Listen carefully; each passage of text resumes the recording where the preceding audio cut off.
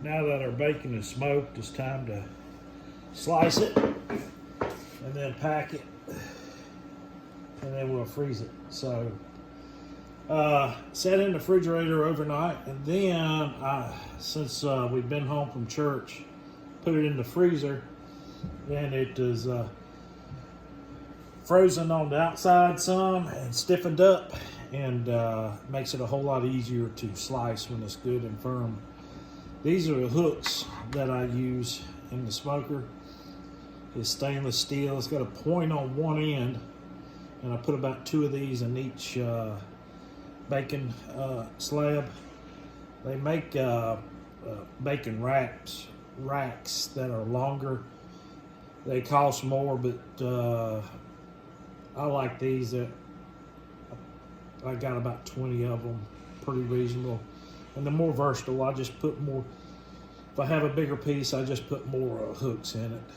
So I've been happy with these hooks here. So to get this to fit on my slicer, in between the blade and that, I have to cut these in half. So let me cut this right there.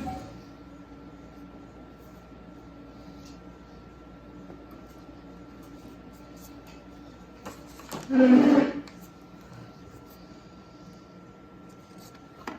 now it's just a matter of running this thing back and forth. Let me cut one or two and I'll show you the thickness I like. That first slice, I put my finger in there, but I wanted to hold that down to get that face squared. From now on, you won't see my fingers back in there anymore.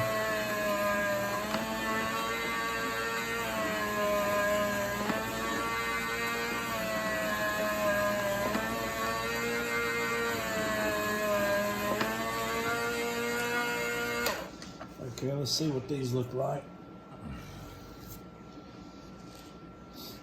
Pretty wide strips. Oh, not 1/8 of an inch thick. Not too thick, not too thin. I'm not too, to me, I like it thick and I like it thin, so I'm not too worried about it one way or the other. So these are probably thicker than what you would get in a restaurant. Maybe a little bit thicker than, or about the same thickness you'd get in a grocery store. So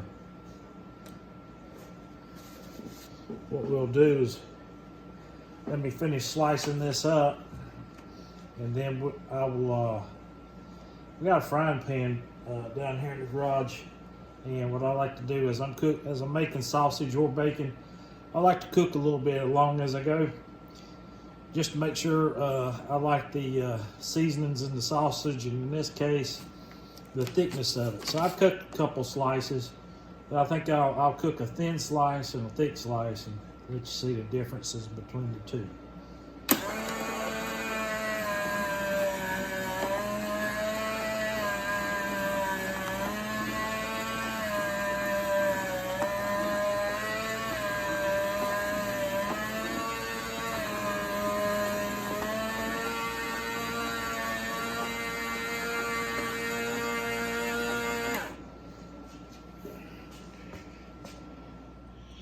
And now let's cook a couple slices.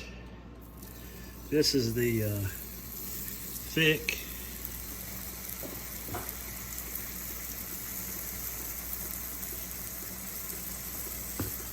And this is the thin.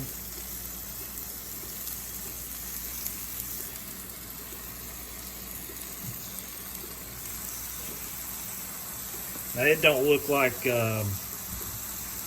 store-bought bacon. I don't worry about cutting it into that perfect shape. I just cut it the way it is and use it all up.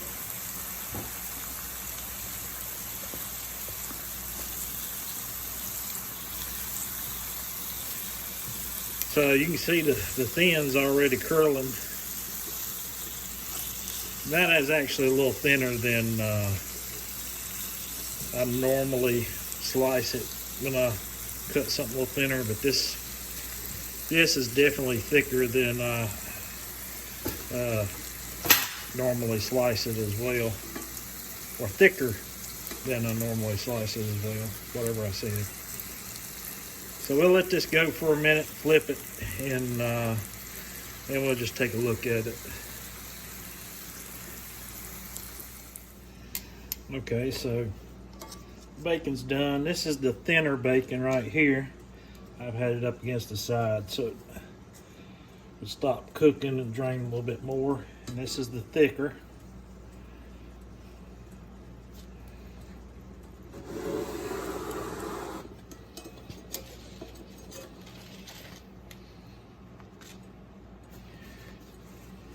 Pat some of the grease off. So as you would think, the thinner, even though it didn't cook, I didn't leave it in there nearly as long as the thick. It's started out same size slices, but it's smaller. And they're both not, I don't cook it, neither one is cooked hard, but the thinner is definitely crisper.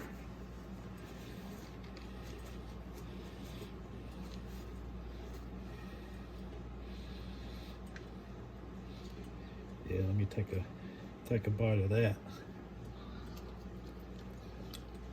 Yeah, let's go.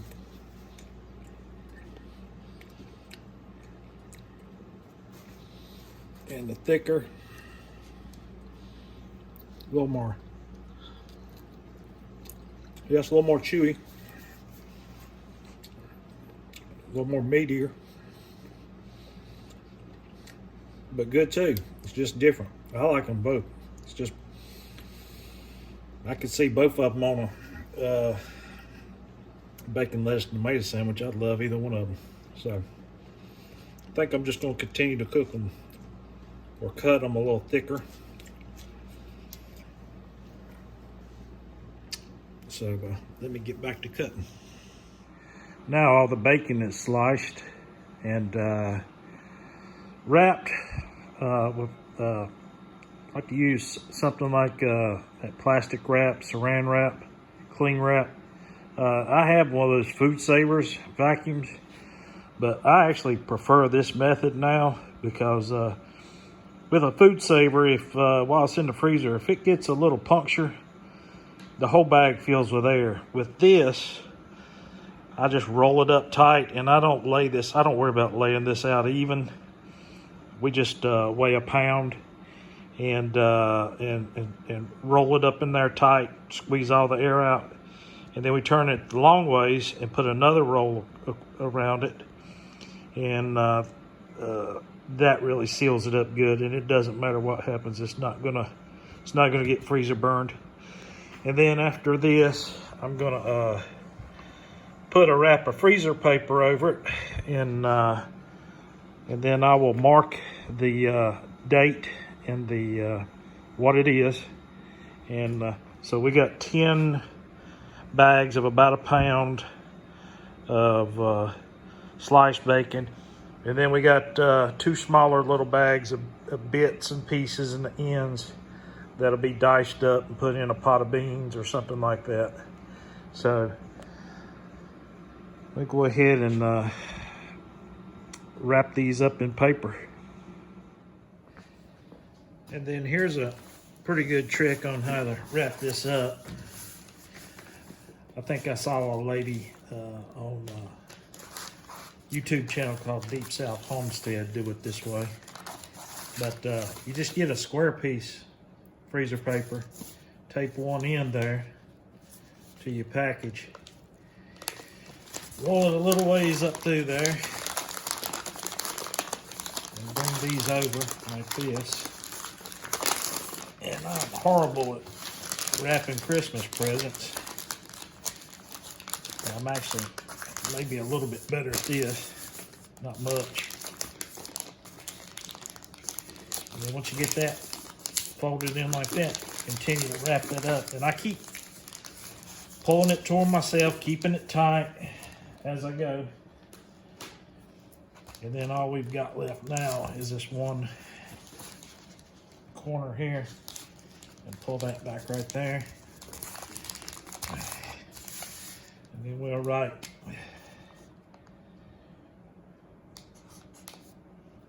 222